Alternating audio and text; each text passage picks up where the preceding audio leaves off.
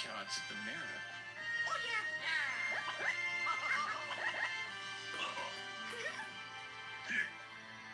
Peach, just think of everything we've done together. We were almost married, and now we've traveled the world to bring peace to the kingdom.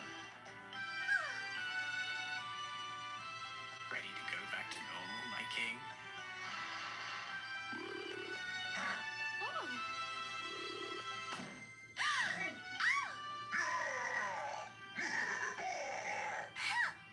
I can feel my strength again. Oh, wow. I'll let you off this time, Mario. But next time, I'll crush you.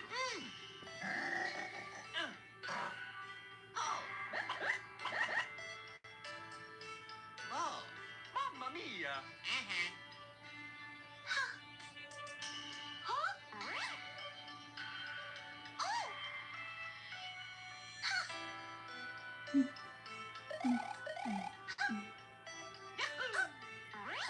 Oh, yeah.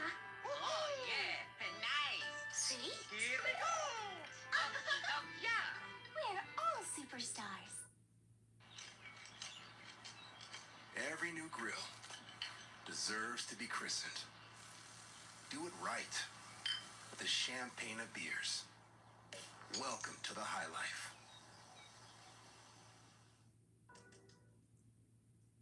Yeah!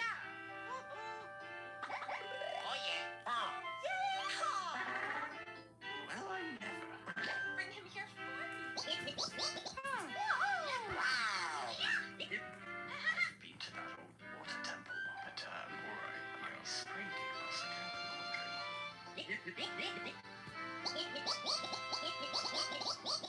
Where did you two meet? Yeah! Toad! Is that a fish? Hi.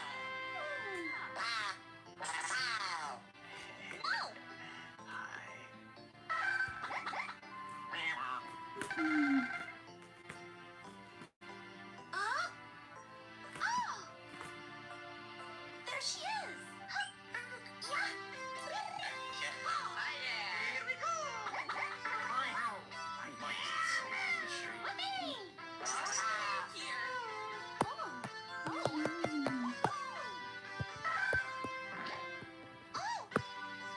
I see why you're the ruler of this kingdom. The kindest soul I ever met. You can solve any problem and bring people together as you do. The Mushroom Kingdom is lucky to have someone with your strength and determination ruling over it. Oh! Thank you. Where's King Avocado? Oh, this is his party too.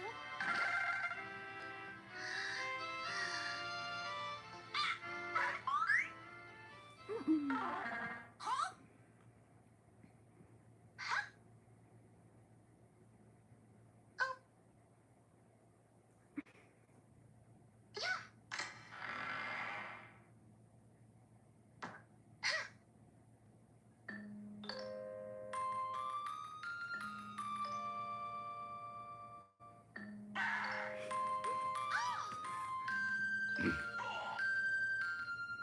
Thank you. Peach, just think of everything we've done together.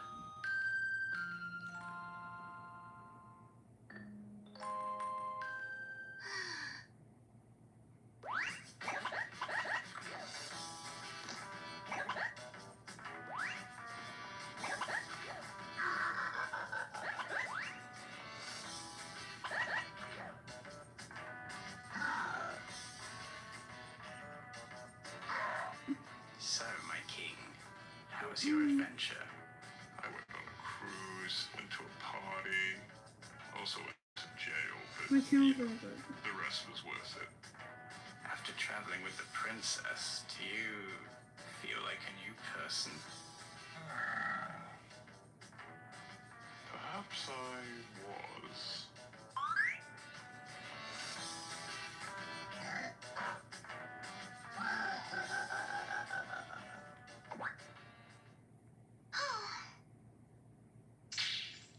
Hey, Peach! Do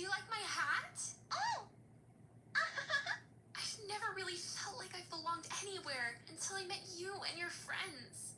I can really be myself here. Hello. Oh, yeah. Okay. Thank you so much. Yeah, we're back in Oh, funny there you cow go. black again. Oh, yeah. Okie dokie. Yeah. Oh, yeah. I did it. Okie dokie. Oh, yeah.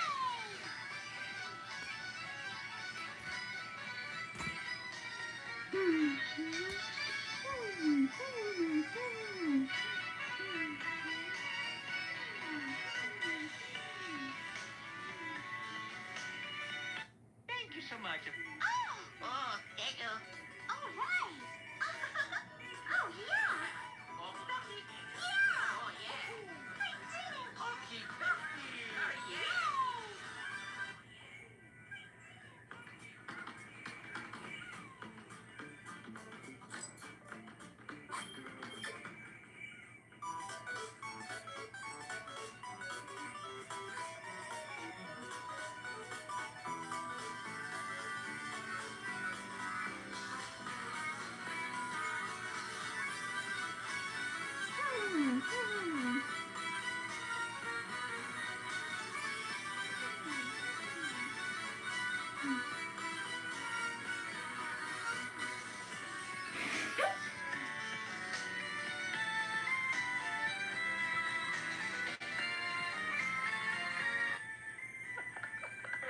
I am just the dog, man.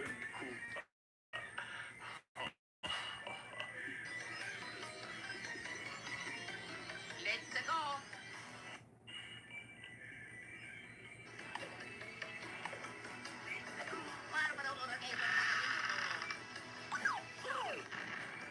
Oh. Yeah. 5 screenshots, which you can see up here, which are inserted and then animated. So the first one is Mimi's head, and her head with the creepy circular eyes. You'll also notice that there's a lot of black space at the bottom of these snapshots, and that's because we want the center of them to be the neck point where it will rotate in the animation. If we just had a normal picture of the head, it would rotate about the eyes, which is not what we want. Then there's Mimi's body upon a background, and there's Mimi's body without the arms, and then there's Mimi's body upon a background, and then there's Mimi's body without the arms To Mimi without hands. upon a background. Mimi doesn't have hands or a head.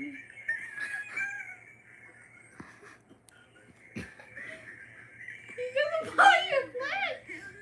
Mimi's body without the arms.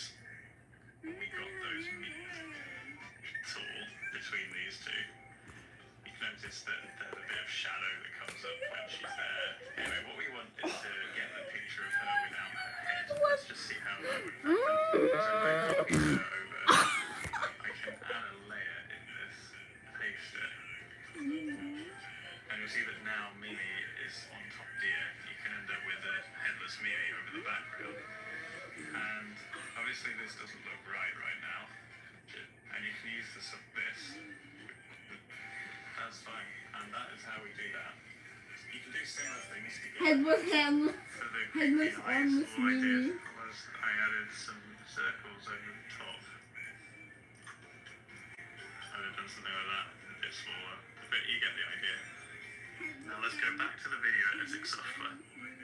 So if we now turn our attention to the timeline, you can see that what I've got here is the snapshot 3, which is the background, and on top of it there is this snapshot with her head over the top.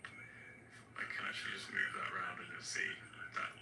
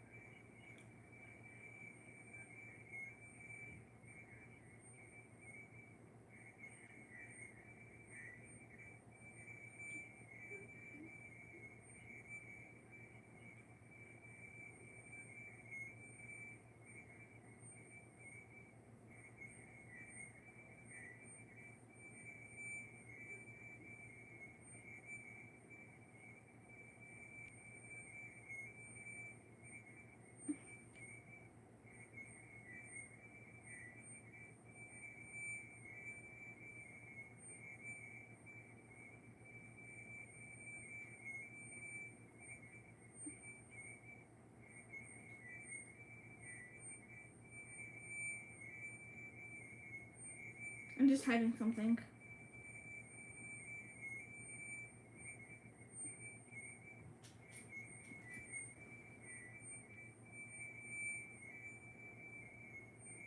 I'm just hiding something.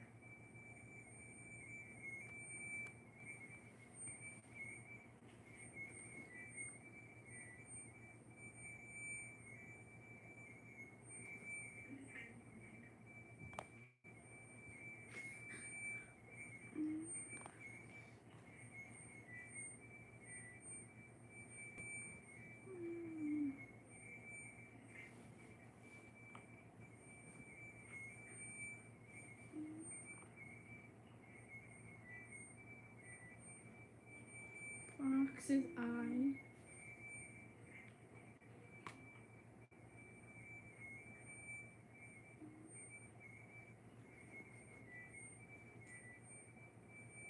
Fox's eye.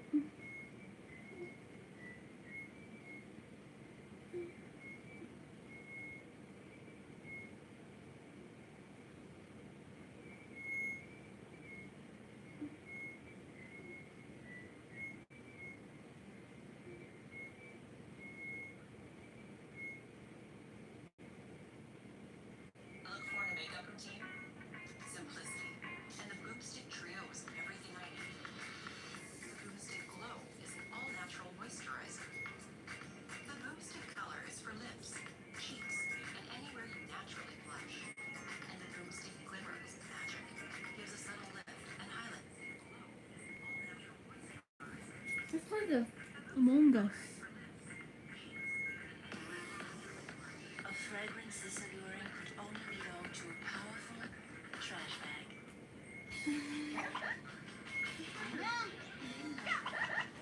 Oh yeah.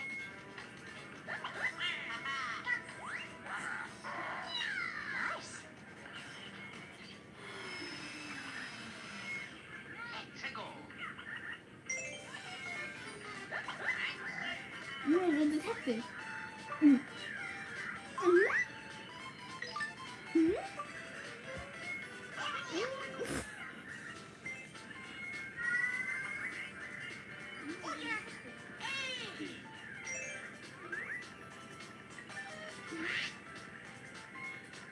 You have the mushroom.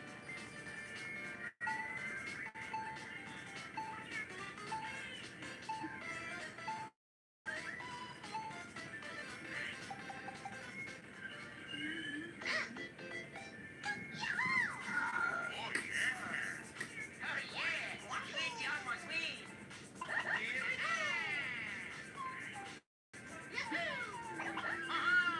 Oh yeah.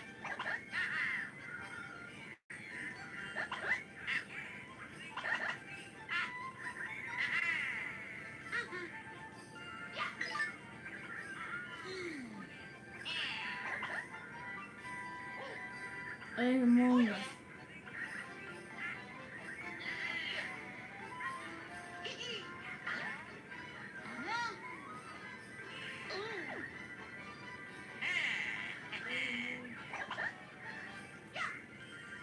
I got this.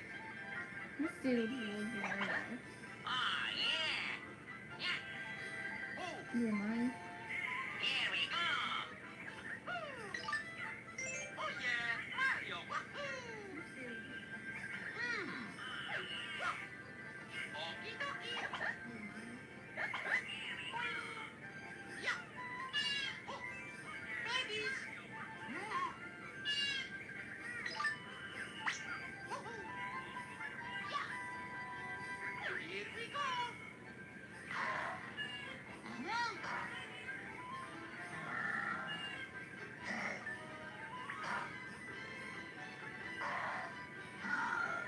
Mamma mia.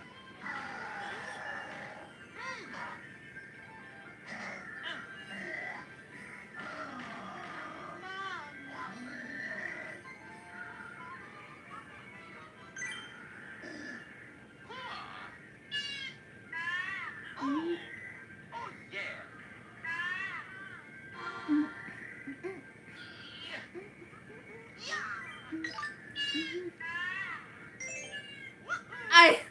I won. Are you doing it?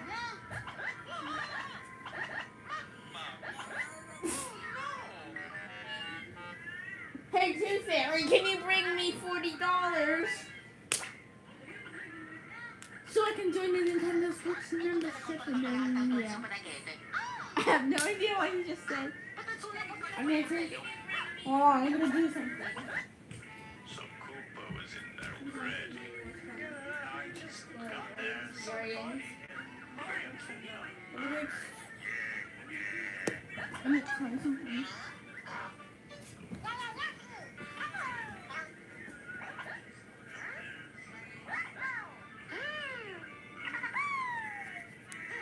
By the time I lose my place,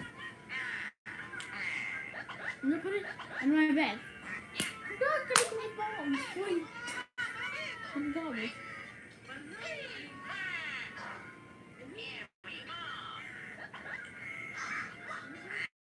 Oops. I didn't mean to do that.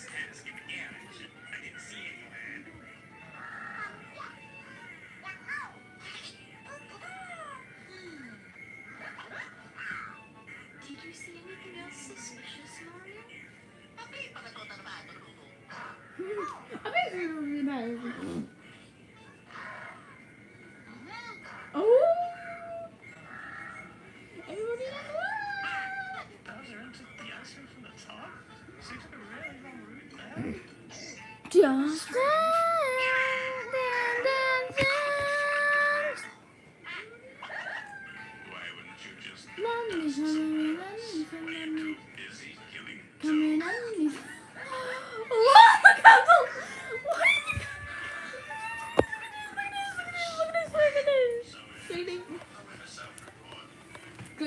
see this.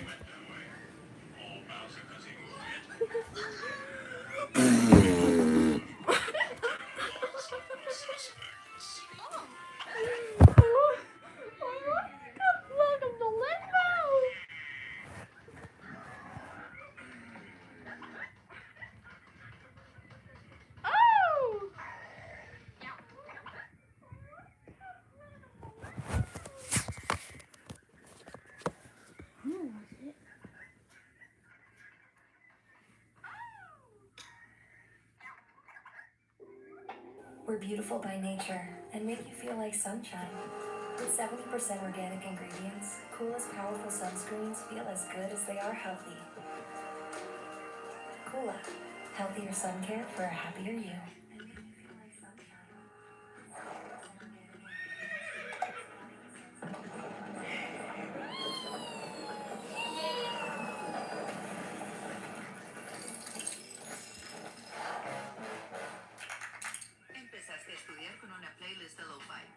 Celebrate the new year with savings. Like this honey glaze ham.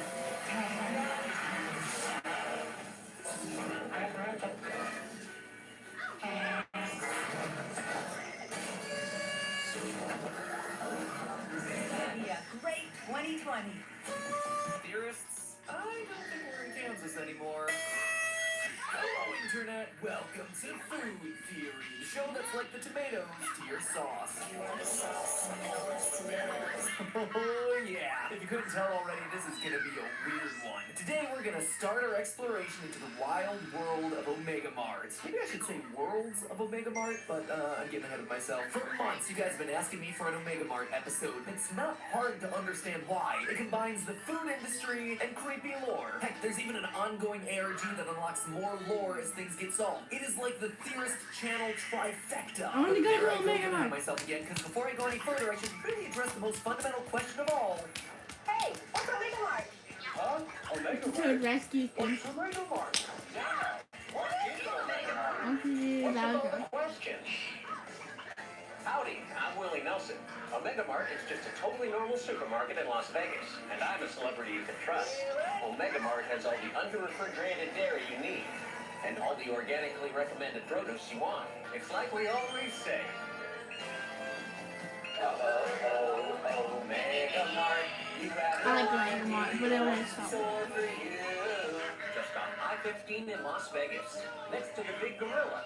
Tickets on sale now. Thanks for clearing that up, celebrity endorsement Willie Nelson, but you skipped a few details in there, like the glitching face swaps, the difficult spills that appear to rip a hole in the fabric of space-time, and how to win that darn Butter Frenzy 2 claw machine. Seriously though, the mysteriousness of Omega Mart is very much the point, as they like to constantly remind us. So the goal of today's episode will be to get a little sense of what's in store for us. Because as you're about to see, there is a lot of lore here. And most of it is hidden not in commercials or videos or websites like we're used to, but at the actual store. You heard that right, Willie Nelson wasn't yanking your chain when he said it was off the I-15 in Las Vegas next to the Big Gorilla. Omega Mart is a real physical supermarket where you actually explore, shop, and give your life essence to the eternal corporate overlords feasting on a fountain of cosmic energy. Oh, and I'm about to go there. In fact, I need to go there in the hopes of finding every bit of lore that's tucked away in every product, every aisle, every twisted soda refrigerator warping you to an alternate alien world. Because Meow Wolf, the creators behind it all, have made it clear that there are entire Omega Mart storylines that haven't been discovered yet. And until fans manage to unlock them, those storylines will never see the light of day. Right now, there's like a locked gate that's keeping people away from that material. And so, but at some point, we hope that people will unlock it. You know, we can open up a new chapter of the story. I mean, come on! How cool would that be? I'm definitely putting Unlock Omega Mart storyline on the old bucket list, right under that Hot Ones guest appearance, which I am still waiting on, Sean Evans. So here we go, theorists. Today we begin figuring out the secrets hidden inside the aisles of Omega Mart. What's our secret? It's you! Something tells me it might be a bit more than me, but thank you. Anyway, I am very special. Now, most of the theorists watching who requested we cover Omega Mart know it from its online commercials. This week at Omega Mart, save on gestating mammal liquid, just $4.75. That's good news for my brittle bones. That's Omega Mart. Some customers have confused Long Omega Mart milk. lemons with lemons. For that, we're sorry. Please return this product to Omega Lemon. Mart immediately. Never For mind. assistance, please Never call the mind, number on your guys. screen. It's not a Admittedly, lemon. there are Yeah, dozens it's of a Omega lemon. Mart commercials and corporate videos spread all across the internet. Multiple different channels, websites, you name it, and Omega Mart is there. But as I mentioned before, the star of the show and the main point of focus is the actual physical location. Omega Mart is the creation of a group named Meow Wolf, an arts and entertainment group based out of Santa Fe, New Mexico. Since 2008, Meow Wolf, by the way, the group's name came from pulling two random words out of a hat. How cool is that? Anyway, since 2008, Meow Wolf has been creating interactive and immersive experiences, which have just gotten steadily bigger and more legit over the years. We did the first Omega Mart in 2009. Welcome to Omega Mart. Valued customer. And it was pretty much like a glorified indoor yard sale. A few years later, in 2012, we rented a space and we just sent all these press releases out that said Omega Mart comes to Santa Fe. And people thought it was a real store.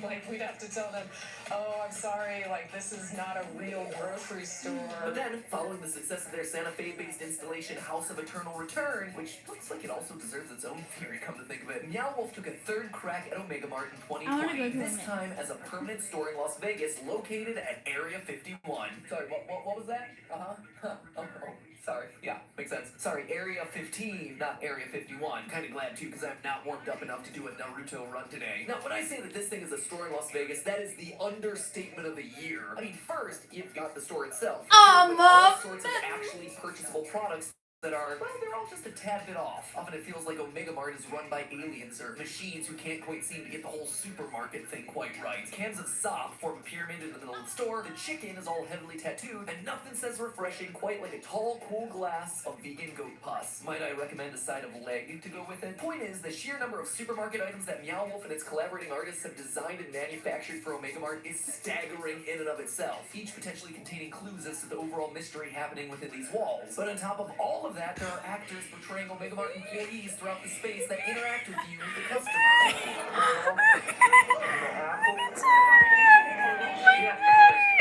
Oh, that was that's just an oval on screen. Thank you. It's like a twisted Disneyland. And, just like Disneyland, there are lots of hidden secrets everywhere. Go through the right refrigerator case and Omega Mart has a portal where reality warps and spits you out into what they refer to as the Forked Earth. Ladies and gentlemen, we are a long way from the local super target. Robots, aliens, hazmat suits, portals, and alternate worlds. It's like you're stepping into something ripped straight out of Rick and Morty. I gotta be honest here, I haven't even stepped foot inside the supermarket yet, and already I feel like giving Omega Mart a round of applause. Not to mention my money. $9.99 for Kaleidospice? $49.99 for ham backpack? Just take my money, take it all! But for as much time as we can spend bargain hunting for the best deal on whale song deodorant or sniffing the various scents of verbal agreement air freshener, I do want to take some time to actually discuss Omega Mart's lore. And as you might imagine, it is spread everywhere. The physical supermarket. I know this looks like your typical marital escape, but there's your Nissan sales event.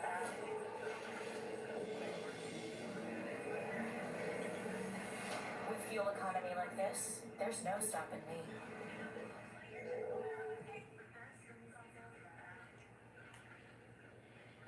Get GTA Online free on PS5.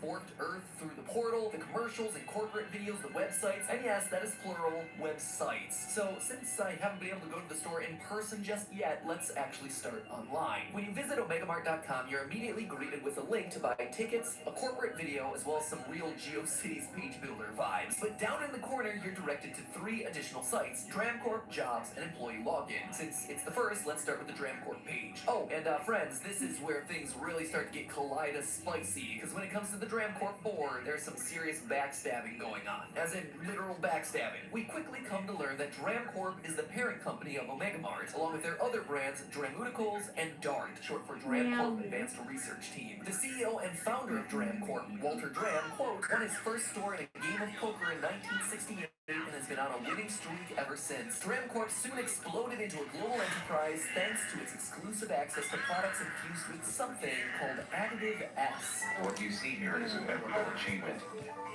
A sophisticated biosupplement synthesized by the Dram Corp Advanced Research Team. We call it Additive S. All natural and completely safe. In late 2020, in a post on the Dram Corp website, Walter announced that he planned to retire, and he publicly named Kaz Matsumura, the company's VP of Future Ability, as his successor, which probably came as a surprise to some considering his own daughter, Cecilia Dram, was currently serving as the company's VP of Tomorrowland. However, just a few months later in early 2021, Cecilia made an unexpected and rather cryptic post of her own, explaining simply that her father had moved on and that she now would be taking over as acting CEO of Dram Corp effective immediately, not Kaz Matsumura like everyone had planned.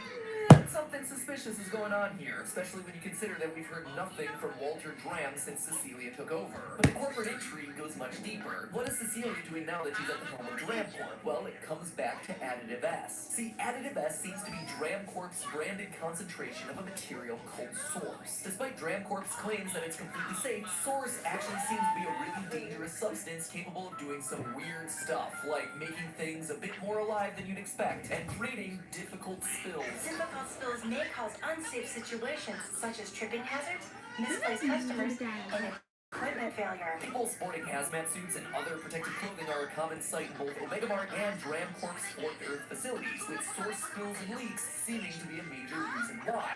So, what is Source then? Well, judging by an incomplete post made to Dram Corp's website, Source appears to be a physical manifestation of desire. And wouldn't you know it, but one of Cecilia's first acts as CEO was to announce a new process where unlimited desire can be drained, as well as, quote, a spectrum of innovative new products hyper-localized for peak consumer desirability. In short, Omega Mart seems to have a magical substance that can be infused into their products so that when consumed, people become addicted and want more. It turns them into the universe's most satisfied customers. Our studies show Additive S increases customer satisfaction by up to 700% over a comprehensive range of products. And where are they getting that source? Us. At least partly from us. After making us crave their products, Omega Mart drains that desire from us and adds it back to the source. You see, there's one particularly interesting attraction at the real-world Omega Mart location, a slide. When visiting the store, customers will have the opportunity to ride down a slide with Omega Mart employees cheering you on. Hold on. What did they say? Thank you for adding your human element to the source? Folks, it sure seems to me as though Cecilia Dram's exciting new initiative is to use Omega Mart's own customers to source the, source that it uses to synthesize Additive S. But what is the long-term goal here? Just to addict more consumers and sell more products? Not by a long shot. Cecilia isn't just using the source for boring old groceries, she has big plans that clash with her father's vision. In one video you can only see in store, and that we can only see thanks to this video on the Carpetbaggers YouTube channel, thank you for uploading that, Cecilia has an argument with her father in the source well about a girl named Mary.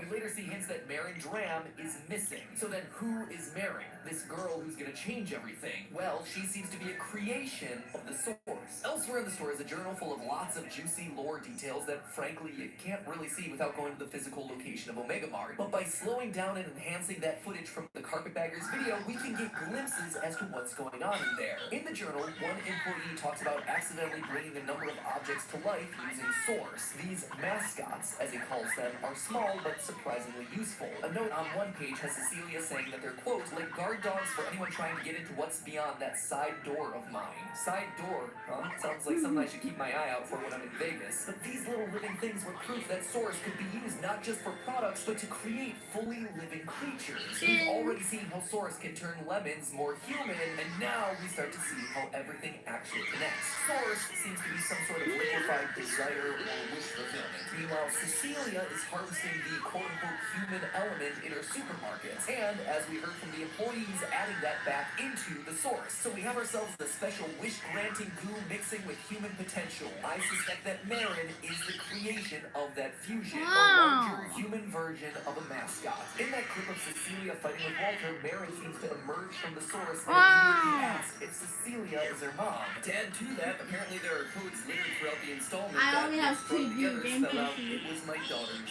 wish."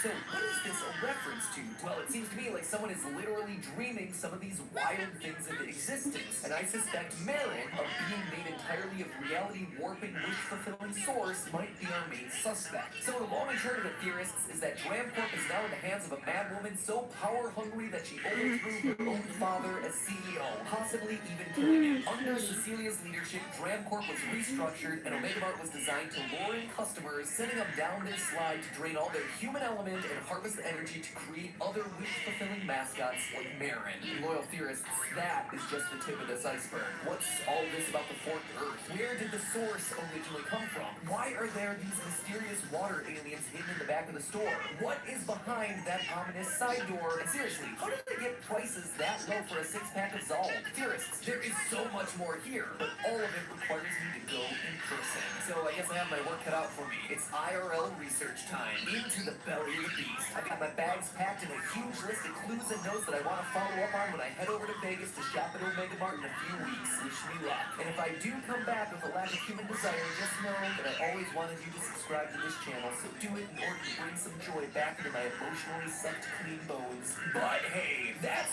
just not butter. Who told you that was butter? Oh yeah, it's also just a theory. A food theory. Bon appetit. Theorists, thanks for watching. Be sure to tune back in once I get a chance to absorb everything Omega Mart has to offer in person. I'd also like to thank Jacob the Carpetbagger. The footage that he took inside of Omega Mart was... What's the deal with those memory foam blobs? They never say how much memory they have. You know, in the morning, are they kind of like, you've got a dentist appointment today, or today's your anniversary, and you're like, thank you, memory foam pillow. What's the deal with memory foam pillows? How about 40% off select items? And then the memory foam pillow's like, I love you more than she loves you. Big deals for paid Walmart Plus members only, June 2nd to 5th. Join today.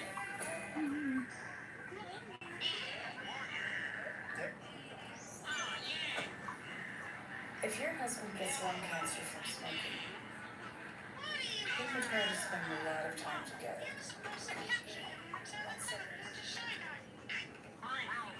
Just not the way either of you imagine.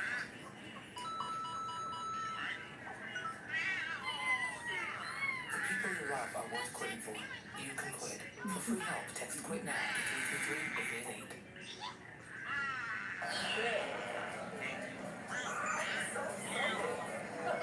See, this is what I feel every YouTuber needs. 96-hour energy. Why stop at 5 when you can get 96? Oh man, lights are starting to flicker. Let's take shelter in this tent. Yeah, I don't know if we're gonna be able to freak this was way back, by the way. Oh boy. Oh jeez. Oh wait, what? What is this? This is so cool. This is unbelievable.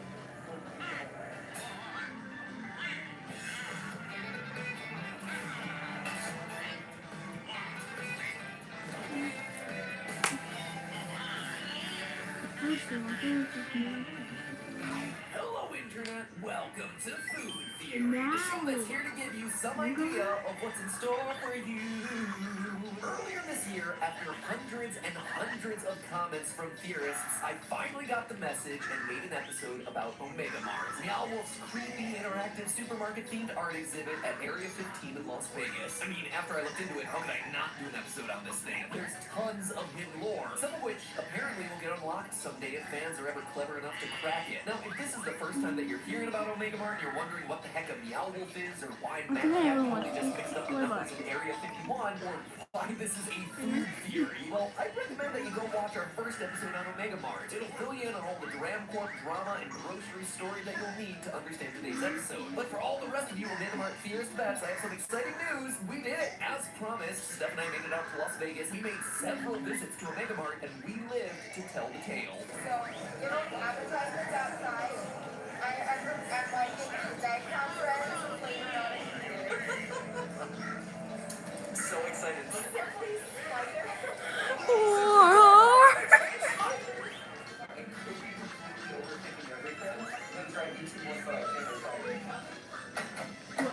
You're not allowed to have room, okay? That's not part of the game. As far as lore's concerned, I'm happy to report that everything we theorized about in our previous Omega Mart episode held up. But before I pat myself on the back too hard for solving this one storyline, let me add this, friends. The rabbit hole is deep. If I impart one thing to you theorists today, is that there is a staggering amount of lore littered throughout this exhibit in the form of handwritten journals, emails, blog posts, letters, conspiratorial bulletin boards, documents hidden in desk drawers, news broadcasts, commercials, corporate videos, secret codes, product packaging, Ramcorp internal meetings, telephone numbers that you can actually call, glimpses into characters' dreams. Theorists, Steph and I spent a lot of time in Omega Mart. Across our visits, we were there for a total of 8 hours. That's not even including our other team members, Dan, Alyssa, Jerica, and Luke, taking their own visits to grab footage, take measurements, get more details, talk to employees, and read literally everything in this place. In total, we completed both of their story routes, Resistance and Ramcorp. We can either join the ranks of the evil corporate overlords or fight against their takeover. We got pictures and footage of everything that we possibly could, and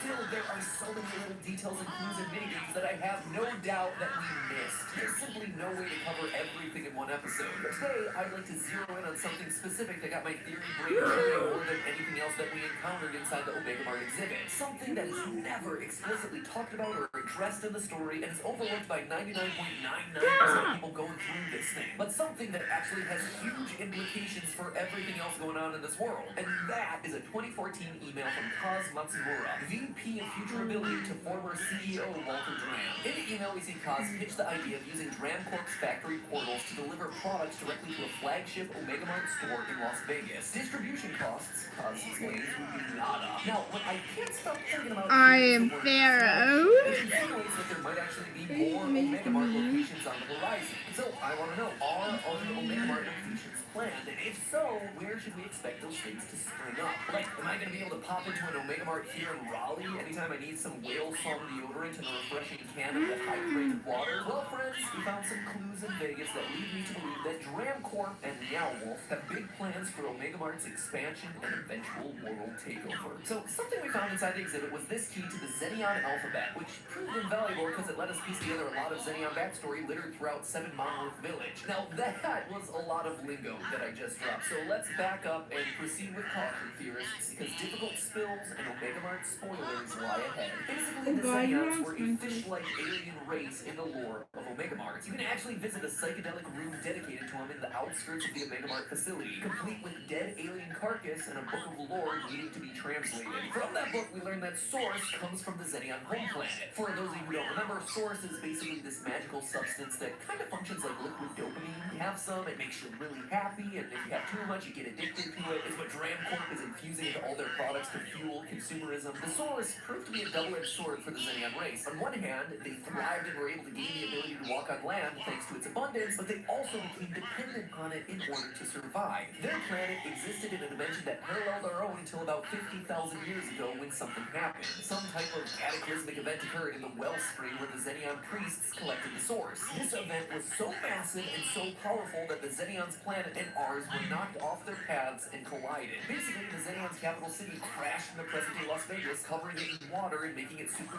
green and lush. And that's how a small portion of each planet became permanently overlapped with the other, which is what you saw at the top of this episode. Me crawling through that tent into the magical desert oasis with the glowing stream? Yep, that's the two universes occupying the same space at the same time, otherwise known as the fourth Earth. The glowing stream, that's the Source pouring out. The remaining Xenion die off and humans take control of the main Source well. That's where Dramcorp's factory is located and where they synthesize the Source into additive S, a substance that they put into all of Omega Mart's products because it's proven to increase consumer satisfaction by 700%.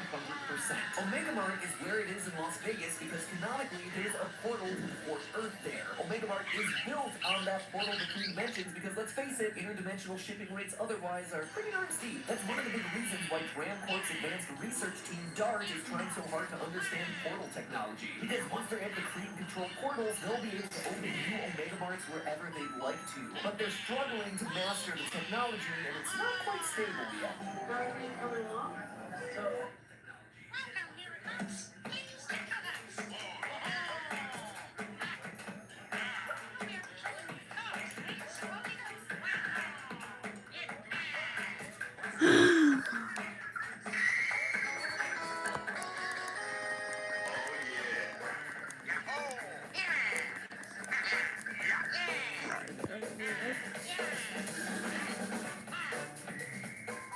State Farm agent Mary Kendall Biddle in Conway today. Stable yet.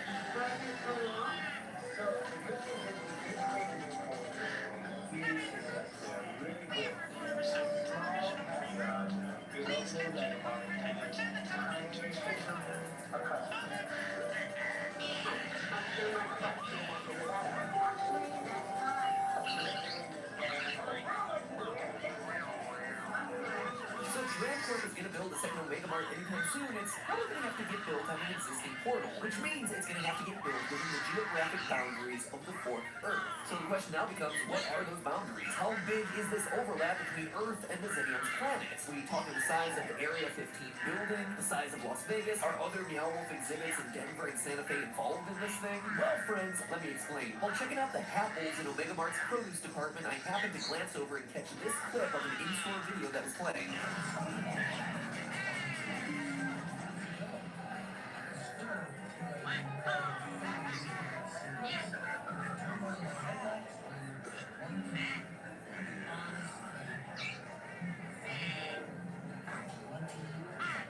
Okay, pause that and go back a bit. If you look closely, you can see the names of several eastern Nevada towns. Ruth, Majors Place, Lund, and Duckwater. Plenty Valley, then, if it is indeed a real place, would be located right around here, some 200 miles or 320 kilometers north of Omega Mart's Las Vegas location. Plenty Valley, which also happens to be the name of a private label brand found on Omega Mart's shelves, is the location from which many of Omega Mart's crops are sourced. Pun definitely intended, because crops grown in Plenty Valley tend to turn out looking like this and this.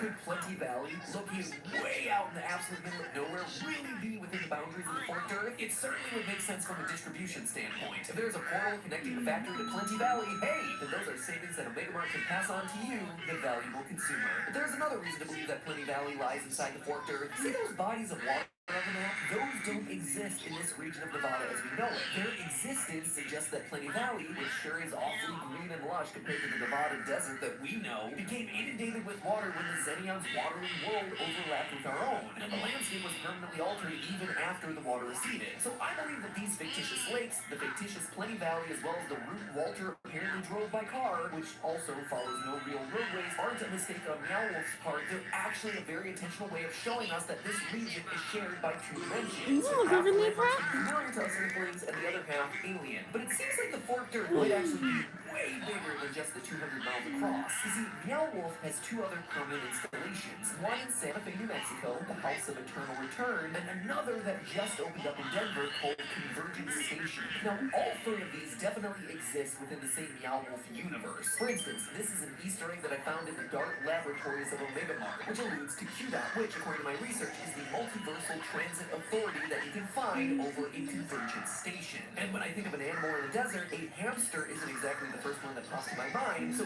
this drawing in Omega Mart's 7 Monolith Village feels like a pretty deliberate reference to Nincescu from House of Eternal Return. So it would appear that the three Meow Wolf installations are canonically aware of each other's existence. All three installations also feature portals very heavily, but so far it doesn't seem as though the portal networks are actually interconnected. For one thing, the portals in different exhibits are apparently caused by different mysterious forces. In Omega Mart, it's the source. In House of Eternal Return, it's referred to as the anomaly. Now, source and the anomaly could very well be revealed to be the exact same thing one day, but until I get a chance to visit all three of these locations, I can't know for sure. Who knows? Maybe Dark will eventually figure out how to integrate with these other portal networks, because when they do, Grand Corp will suddenly be able to put Omega Marts in a bunch of different cities. Or, maybe just find Marin, who at this point has the ability to just make the portals herself. Anyway, that's my prediction for the big picture expansion that we might see from Omega Mart in years to come. But I also think we're going to see another expansion much sooner than that. Not a new Omega Mart location per se, but rather an addition to the Las Vegas one. Consider Meow Wolf's first permanent installation, House of Eternal Return. It opened in 2016, was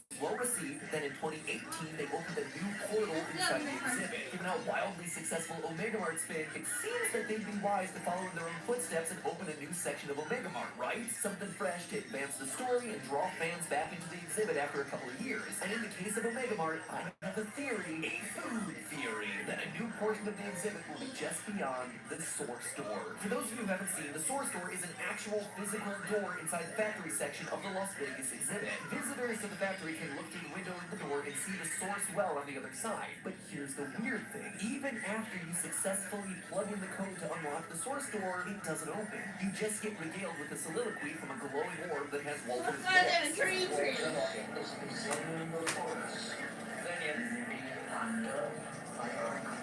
Cool. I thought this would open into the Source well, but hey, that's cool. Yeah, so apparently Walter isn't actually dead. He just ascended to the ethereal plane of the Source, which is something that we might dive into in a future episode. Anyway, once Walter's orb fades away, you're left staring at a locked door. The Source is still close to you, and this massive door refuses to open. Now, here's where I'm going with this. If you watched our previous episode on Omega Mart, you already know that there was a lot of talk about doors. Elsewhere in the store is a journal full of lots of juicy lore details. In the journal, one employee talks about accidentally bringing a number of objects to life using Source. These mascots, as he calls them, are small but surprisingly useful. A note on one page has Cecilia saying that they're, quote, like guard dogs for anyone trying to get into what's beyond that side door of mine. And earlier we just...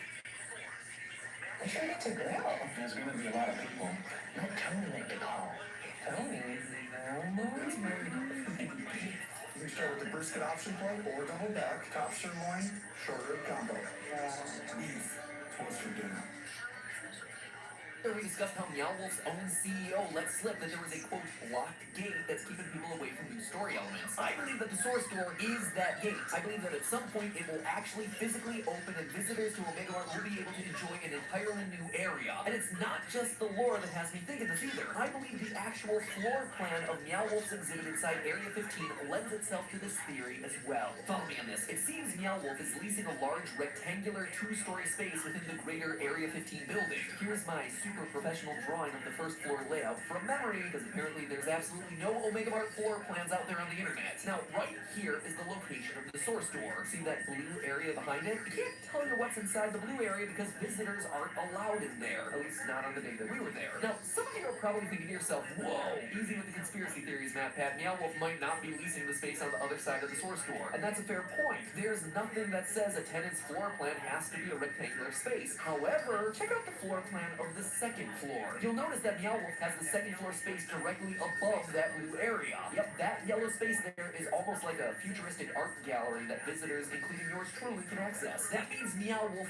definitely controls the blue area directly below it on the first floor too. Now, I get that there are going to be some employees-only areas within this exhibit. There need to be janitorial closets that aren't fake janitorial closets. There need to be employee break rooms that aren't fake employee break rooms. But isn't it odd that there's approximately 700 square feet, or 65 square meters that are unaccounted for precisely on the other side of a very prominent and famous door in the lore of the series. A door that sure seems like it should have opened based on everything that we know about Omega Mart. And isn't it odd that of Omega Mart's four walls, the Source Door wall just so happens to be the only wall that could be torn down to increase the wildly popular Omega Mart exhibit square footage if need be. It's true, two of Omega Mart's walls are exterior walls to the Area 15 building, and one is the exhibit's face to Area 15's inner courtyard. All I'm saying is that if Omega Mart has absolutely zero intention of ever expanding and zero intention of ever opening the Source Door, why did they just so happen to place that door in the ideal position for potential expansion into adjacent places within the Area 15 building? Which leaves just one major question. What the heck do we have to do to open that Source Door? Well, that, friends, is a $600,000 question. I don't think it's going to be easy. I think it's going to require us Meow Wolf fans to weave together a bunch of threads that food theory hasn't quite discussed in depth yet. The Resistance, Marin's disappearance, the leadership ascension track, this literal scepter in the drawer of Cecilia's desk. Oh, did I not mention that she has a scepter in a desk that she uses to, quote, activate the stones? Definitely keep an eye out for more Omega Mart episodes, friends, because things are about to get very interesting.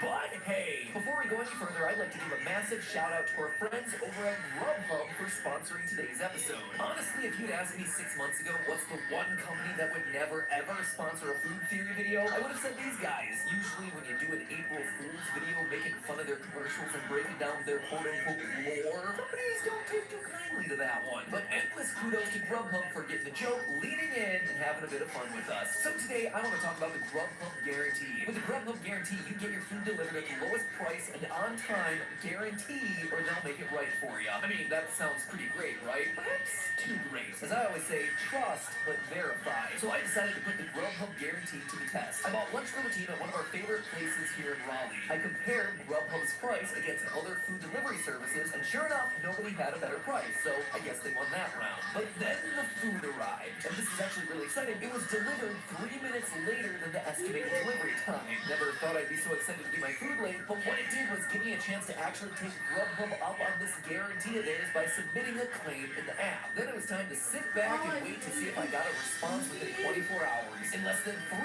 hours, they sent me some money off on my next order. So I guess that's one Grubhub theory that survived the stress test, but you don't have to take my word for it. Click the link down in the description below to order your local favorites and test the Grubhub guarantee for yourself. Thanks again to Grubhub for sponsoring today's episode. Again, a reminder, their link is the top line of the description. Thanks again to all of you for watching, and as always, remember, it's just a theory. A food theory. Bon appetit.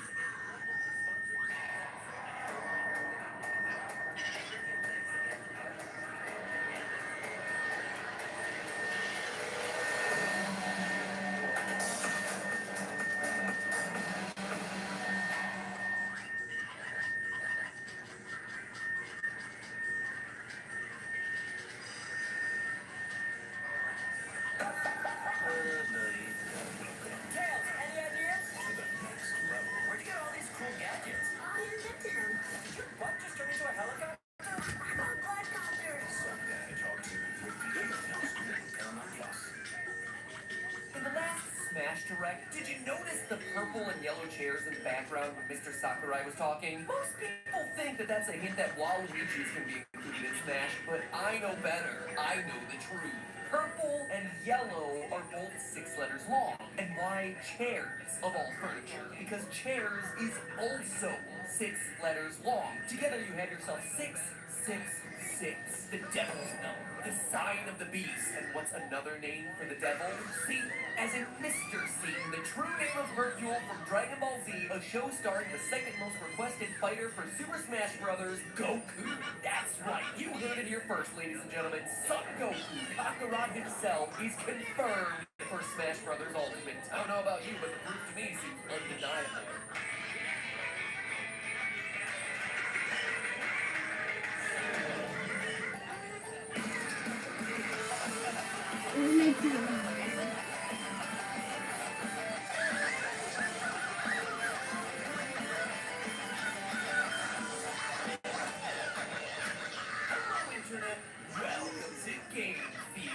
True theorists only use deep lore, math, and no items. Of the many amazing games that have come out for the Switch, none have been as hotly anticipated as Vroom in the Night Sky. Where witches fly around in motorcycle groups in the night sky, very slowly. Oh, so slowly. 10 out of 10! Again. But if there's a second game that people are excited to be on this console, well, it would be the latest installment of Super Smash Bros.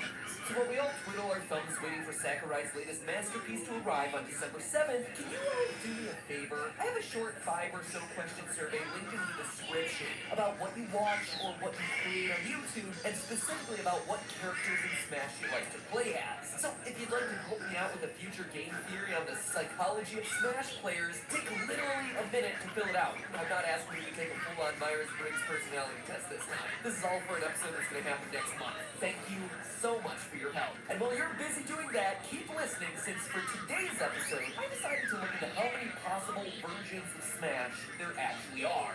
6. Thank you, ladies and gentlemen. This has been Game Theory. You've been a great audience. Make sure you don't drink and drive. Have a great night. But that's just a theory. Put your mocking Mad Pats down, guys. Of course, I don't mean the 6 official games that have been released. I mean how many different match combinations you can have within those games. A huge part of the marketing around this new game has been choice. Every character you could possibly want is there. Every stage you could possibly want is there. Every item, etc., etc. When Masahiro put the word ultimate at the end of this thing, he wasn't joking. In a game where you can play practically any way you want, just how many ways to play are there? 1. Fox Final Destination, no items. But in all seriousness, just how infinite is ultimate? Last time I did an episode like this with Mario Maker, we invented a new number. The Mario Blitz, 10 to the 12,431st power, which was more than the number of atoms in the existing universe. So let's see what bonds of reality we're able to break today. Does Smash offer us more variety than particles in all no matter? There's only one way to find out. 1, 2,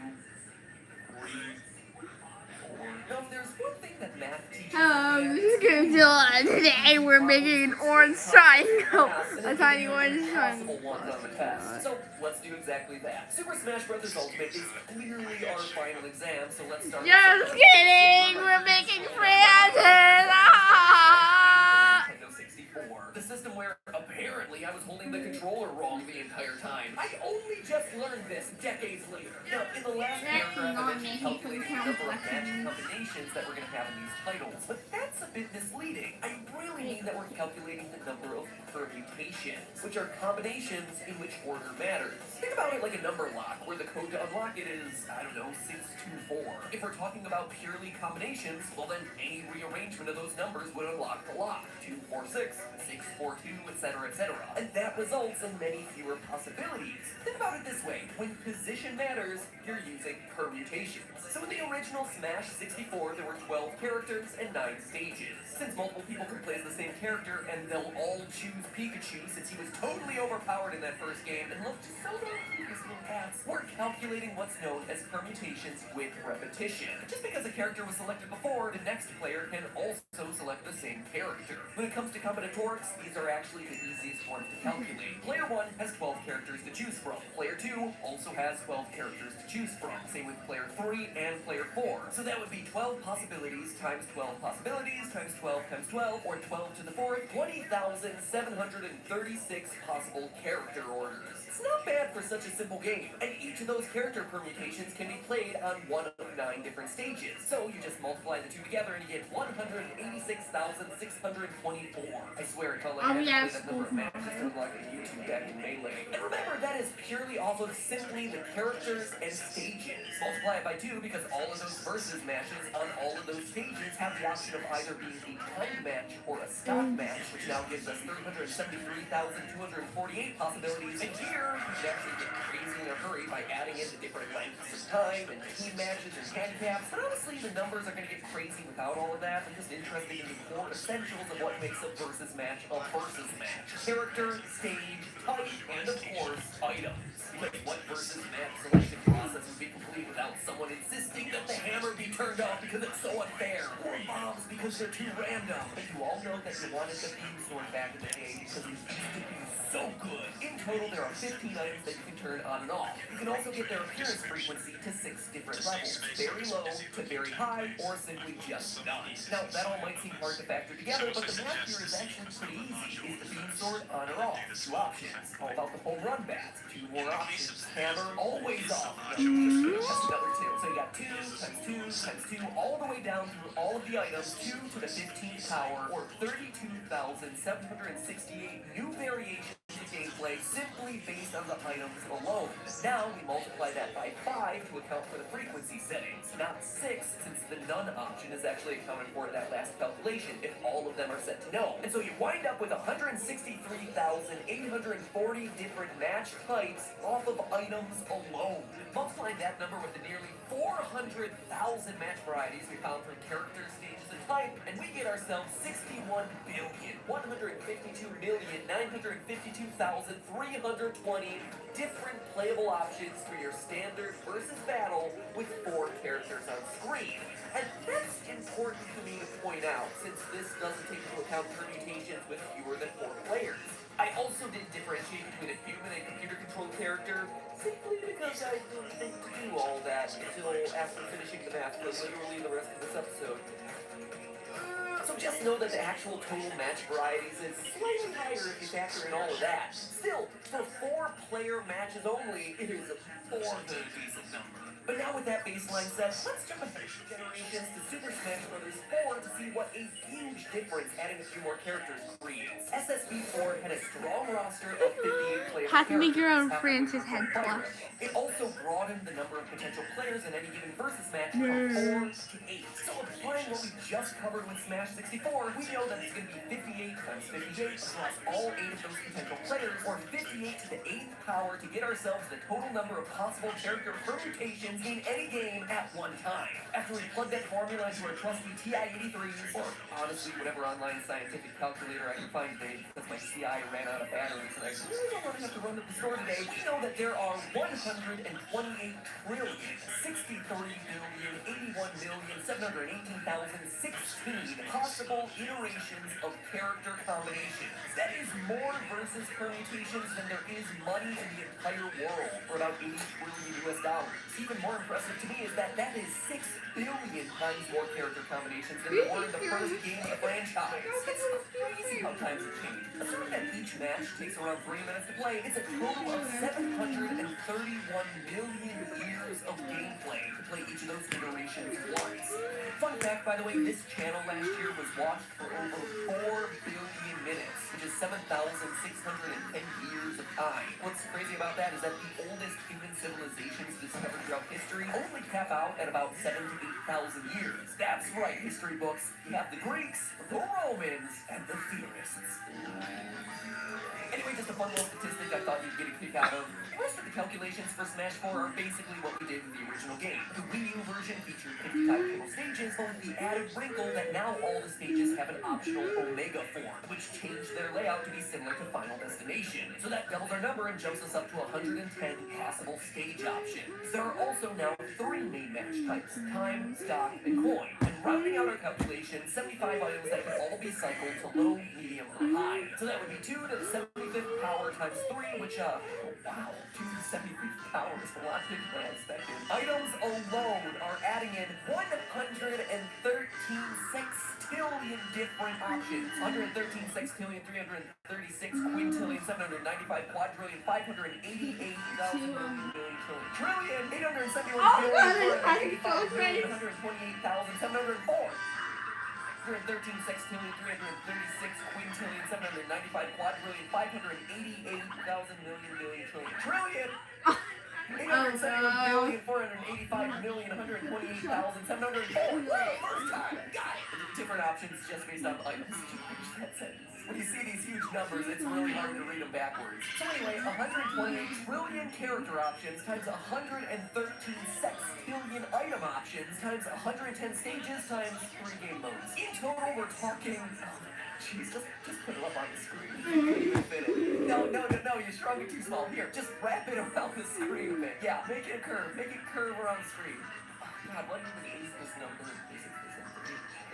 39 total places. Okay, apparently you get yourself 5 duodecillion total match permutations. Let me put that in perspective. The most accurate estimations right now say that the human body contains 37 trillion cells. Multiply that by 130 septillion, and you've got yourself the number of basic versus matches in Super Smash Bros. 4 Wii U. 5 duodecillion. And yet, despite all of this tremendous amount of variety, many of these options are never used in the professional circuit. Tournament play has grown a lot since its beginnings with Melee, but in an effort to remain fair and competitive, much of the game has been thrown out the window for the sake of balance. So much so that Sakurai himself has come out voicing concerns over the growing gaps between casual and competitive players, and how he believes that competitive play is going against the original vision of the game. But to see just how concerned he really should be, let's take a look at Smash's meta. No, I'm not talking meta like Doki Doki or ball-breaking meta, but the strategies and limitations used by pro players that go beyond the game's natural rule sets. Now, obviously this fluctuates over time as characters get rebalanced and the game gets patched. But as of the most current tournaments, out of the 58 characters available in SSB4, only 19 are generally used in competitive play by pros. That is less this some kind of joke? The 110 That's from Blood Bomb, yeah. Tend to be banned, which remember is pretty much all of them, considering that there are only 55. The other 55 are just reskins of Final Destinations to spice things up a bit. They're all 1v1 stock matches, and of course, as we all know, items are set to none. Or maybe Smash Balls? Maybe? If you ask really nicely. So plugging all those restrictions into our same calculations, we get 19 times 19 for the 1v1 match, times 110 minus 48 to account for the thrown out stages, times 1 for stock match, times 1 because we're not allowed to play with items, to get ourselves the grand total of competitive matches. It's actually far less than I was gearing up to say. I'm like, you know what? No, it's not. It's 22,382. That is staggeringly low. That is... Okay, we did this calculation, but now I gotta actually read the number. That is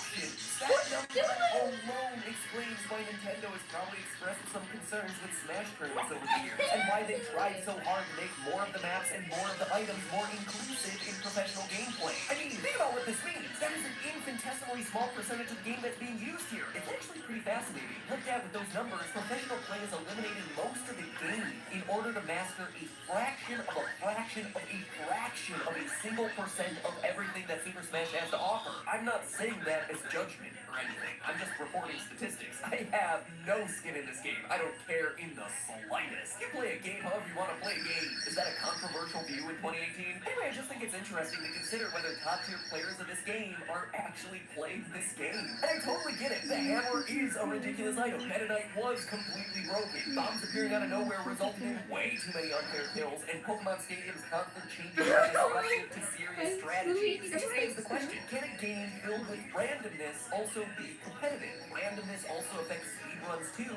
but those are still considered professional, valid games. Anyway, the solution to me, since no one asked for my opinion, is to create separate categories that test separate skill sets. One that limits the gameplay down and tests pure mastery and control and strategy, like what already exists, and another bracket that opens up the door to more randomness and all, which tests the ability to strategize, not just against your opponent, but also against the game itself, adapting on the fly. I just don't want sacrifice. You work so hard on these things.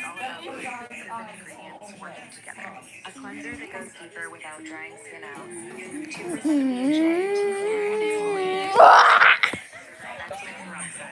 Stop because clear is clear.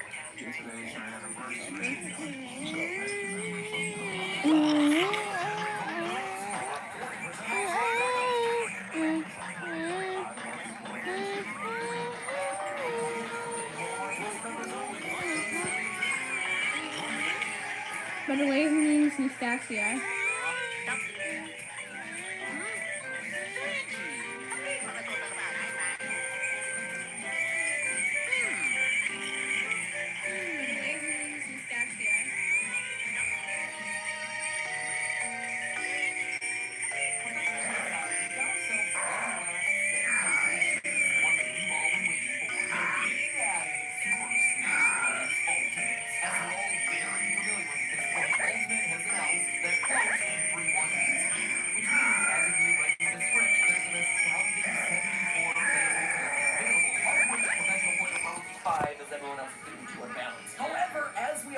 Not everyone is there. One tall, cool, purple glass of water is missing from our new Smash roster. Those of us in the Cult of Wa have been pushing hard to get Waluigi out of the game. And because I'm an optimist, more so because I simply like round numbers, I'm adding him into the roster, bringing playable characters to a nice round 75. That means that with character permutations alone, you're looking at just over 1 quadrillion possible matchups. 50 billion times where this franchise first started out at the N64. Ladies and gentlemen, we're not in Kansas anymore. There are also 103 announced stages for this iteration, but again, to better unite competitive and casual play, each of those stages not only has an Omega form, but also a battlefield form, meaning that they have all those little platforms that you just want to do an upward smash through. So that means 309 total stage options, but we are still not done. Ultimate apparently has the stage morph feature, where you select 2 stages and the game randomly flips between them to keep the fighters on their toes. Now, we all know that Smash players love to debate best characters and stages, but with this new feature, I think we're going to be able to create a level that all Smash fans will agree is the single worst stage idea ever, using 75M with Pac-Land. Oh, hear that? Even before it's confirmed possible in the game, I already hear it pretty bad in competitive play. Anyway, this new feature adds in a whopping 95